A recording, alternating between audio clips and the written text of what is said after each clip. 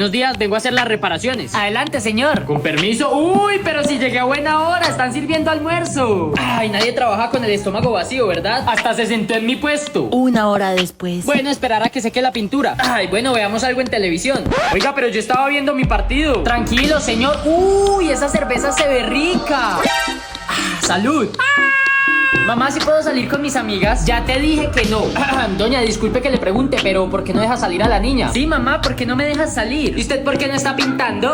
Tiene razón. Bueno, mi trabajo aquí está hecho. Por fin. Uy, pero ya está tarde, ¿no tendrán una cama para mí?